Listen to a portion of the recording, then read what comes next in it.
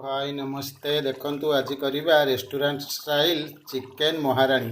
Chicken महाराणी करने मु 750 चिकेन को धोईकी से लेंबू रस अदा रसुण पेस्ट गोलमरीच लुण पकईकी मैरिनेट करके गोटे घंटा घोड़ी रखी एवं चिकेन महाराणी स्पेशल मसला करने गोटा धनिया गोटा जीरा जायत्री लवंग अनासी फूल सुखिला लंका लवंग गुजराती अलैच इत्यादि को स्लो फ्लेम रे भाजी नहीं जेपर्यंत बास्ना आसी बास्ना आसला ताको रूम टेम्परेचर को आनिली एवं ताको गुंड करदेली से काजू 7टा एवं पेस्ता 7टा पकईकी गुंड करनेली।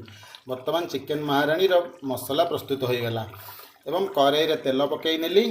कड़ाई तेल तातीगला से खंडे बटर एवं कटा होता पियाज पकईकी कषि नेली एवं मैरिनेट करी रखिथिबा चिकेन को बर्तमान से पकई नेली। मैरिनेट चिकेन को टिके 10 मिनट एपट सेपट करी कषि नबा परे से पकई नेली रखिथिबा चिकेन महाराणी जो प्रस्तुत करी मसला से मसला एवं दही दही एवं मसला पकई 10 मिनट कषि नबा परे फ्रेश क्रीम पकई नेली लुण स्वाद अनुसार एवं अध ताटिया पानी दे फुटई नेला परे धनिया पत्र एवं कंचा लंका काटिकी पकईदेली। देखंतु चिकेन महाराणी रेस्टोरेंट स्टाइल प्रस्तुत हो जाइए। एवं जाई फल पकेबे निश्चय जाई फल गुंडटा देबे दालचीनी गुंडटा देबे जायफल दालचीनी गुंड दे बर्तमान रेस्टोरेंट स्टाइल प्रस्तुत हो गला चिकेन महाराणी। केमती होईची कमेंट करी जणैबे। रखुची पुणी देखा नुआ एक भिडियो रे बाय।